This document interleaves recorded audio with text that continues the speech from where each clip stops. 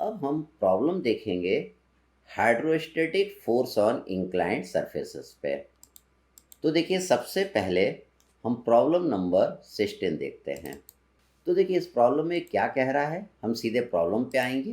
देखिए प्रॉब्लम समझने से पहले मैं एक बार रीड कर देता हूँ। ये फिगर बना हुआ एग्ज़ाम में नहीं आएगा, तो प्रॉब्लम पढ़ के हमें फिगर बनाना रहेगा। तो इसमें क्या बोल रहा है, a rectangular plate 0.6 metre wide and 1.2 metre deep lies within a water body such that its plane is inclined at 45 degree to the horizontal and the top edge is 0.70 below the water surface।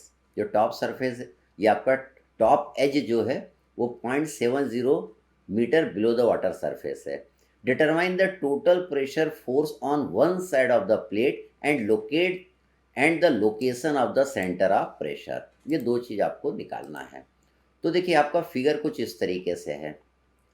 ये आपका rectangular plate आपको दिया हुआ है, तो इसमें हमको total pressure force निकालना और सेंटर ऑफ प्रेशर निकालना है।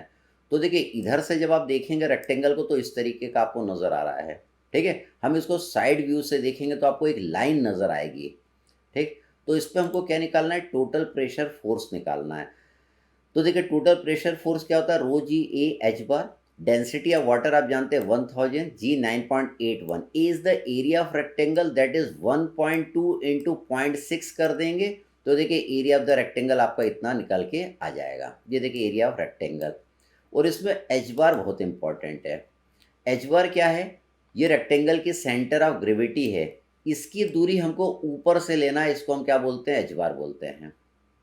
अब ये डिस्टेंस आप किस तरीके से निकालेंगे, देखिए आपको इसके टॉप एज है उसकी दूरी ऊपर से दिया है, that is 0.7 metre.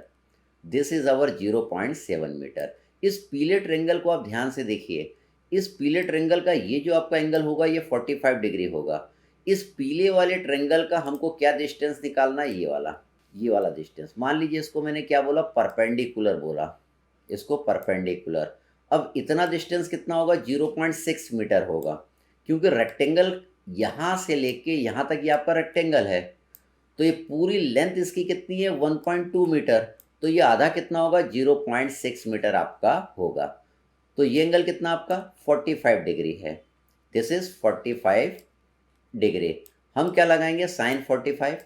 Sign 45 that is perpendicular upon hypotenuse. Perpendicular और हाइपोटेन्यूज कितना है, 0.6। तो ये परपेंडिकुलर आ जाएगा, ये पीले वाले ट्रेंगल का ये वाला परपेंडिकुलर पता चल जाएगा।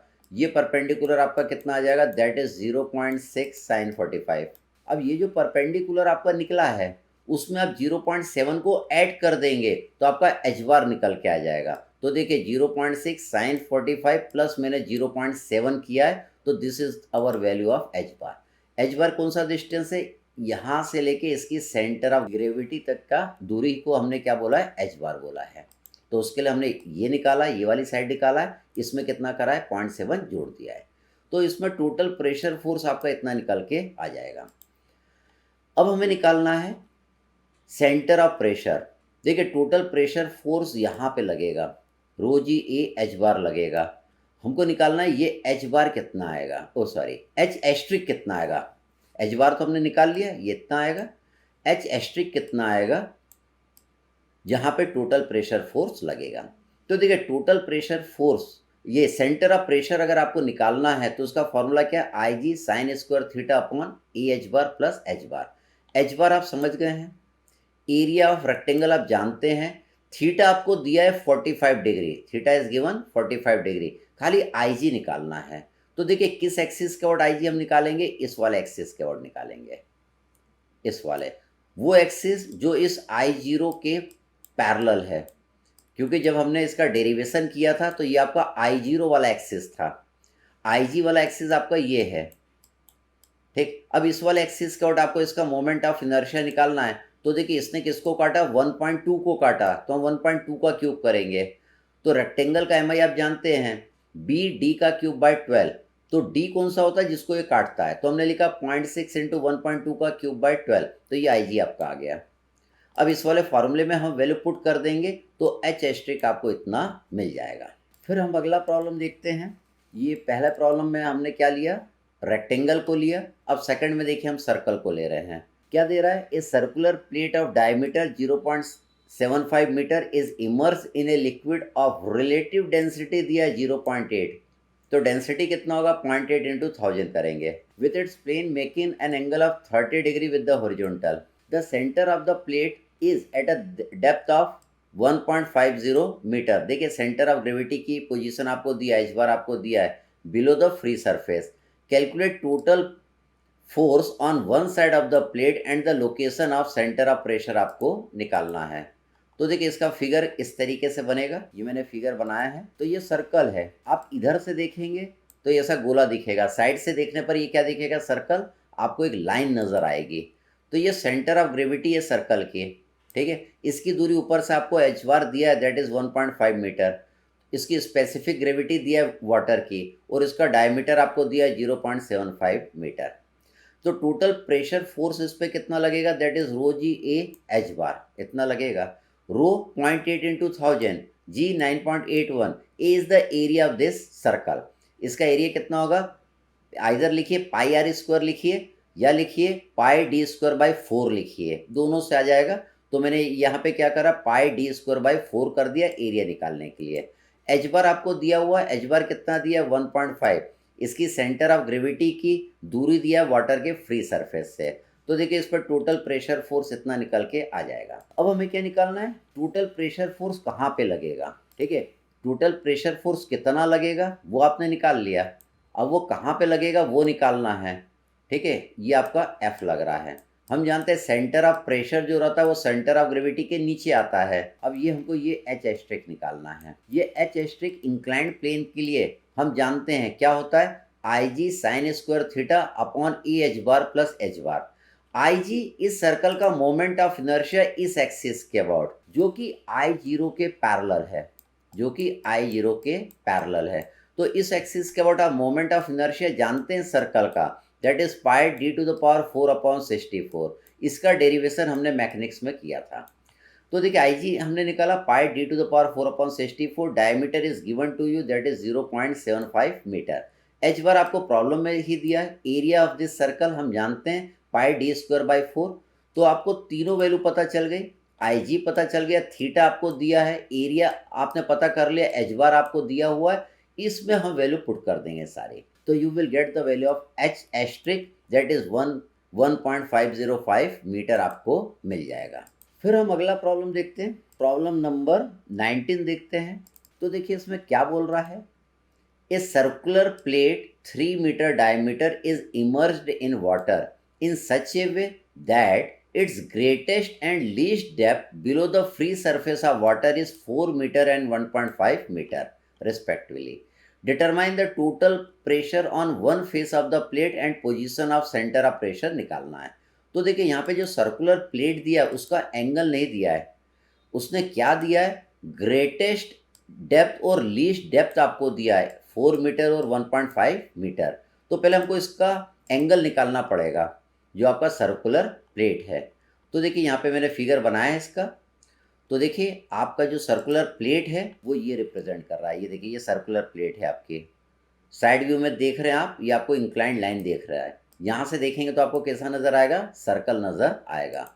तो सर्कुलर प्लेट की देखिए ये डेप्थ है, जो मैक्सिमम डेप्थ है दैट इज़ 4 मीटर, और जो मिनिमम डेप्थ है वो कितना है 1.5 मीटर आपको दिया हुआ है।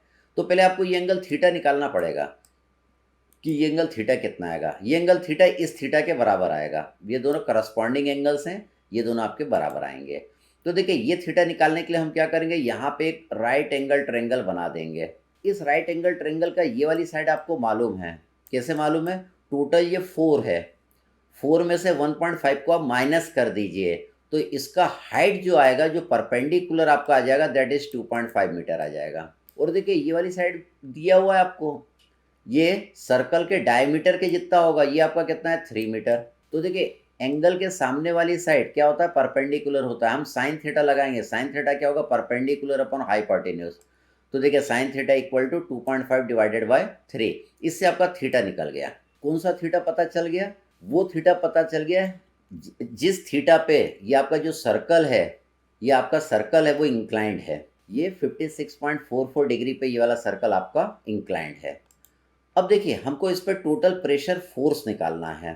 टोटल प्रेशर फोर्स निकालने का क्या फॉर्मूला है, रो जी ए एच बार। रो आप जानते हैं 1000, जी कितना होगा 9.81, A is the area of this circle. Area of circle क्या लिखेंगे, पाई आर स्क्वायर लिखेंगे या पाई डी स्क्वायर बाई 4 लिखेंगे। तो देखिए यहाँ पे मैंने पाई डी स्क्वायर बाई 4 लिखा है। उसके बाद हमको क्या मालूम होना चाहिए, एच बार मालूम होना चाहिए। एच बार मतलब इस सर्कल की सेंटर ऑफ ग्रेविटी की दूरी वाटर के फ्री सरफेस से, इतनी दूरी हमको मालूम होना चाहिए।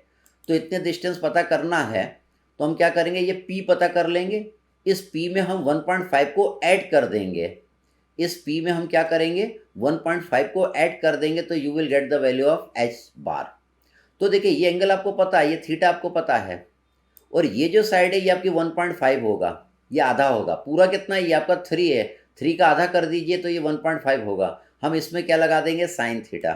साइन थीटा हमको P निकालना है। साइन थीटा क्या होगा, that is perpendicular upon hypotenuse. Hypotenuse कितना है, 1.5 है। तो आपका P कितना आ जाएगा, P is equal to 1.5 sine theta आपका आ जाएगा। उसमें आप कितना ऐड कर देंगे, 1.5 ऐड कर देंगे। तो देखिए 1.5 साइन थीटा, थीटा की जगह क्या लिखा 56.44, उसमें देखिए मैंने 1.5 ऐड कर दिया तो you will get the value of h bar. इस सर्कल की सेंटर ऑफ ग्रेविटी की दूरी आपको ऊपर से मिल जाएगी। जब इस इक्वेशन को सॉल्व कर लेंगे तो you will get the value of total pressure force. Second हमको क्या निकालना है, सेंटर ऑफ प्रेशर निकालना। उसका फॉर्मूला हम जानते हैं, I g sine square theta upon A h bar plus h bar. Area of this circle, area of circle कितना लिखा, pi d square by 4। H bar आप समझ गए हैं, ये this is the value of h bar. I g इस circle का moment of inertia इस एक्सिस के वर्ड, जो कि आई जीरो के पैरेलल है, तो इसका वर्ड मोमेंट ऑफ इनर्शिया आता है pi D to the power 4 upon 64। तो इस सबसे आई जी भी निकाल लिया। तो इस फॉर्मूले में हम क्या करेंगे, सारी वैल्यू को पुट कर देंगे तो you will get the value of H ashtray. तो इस तरीके से हमको ये प्रॉब्लम करना है।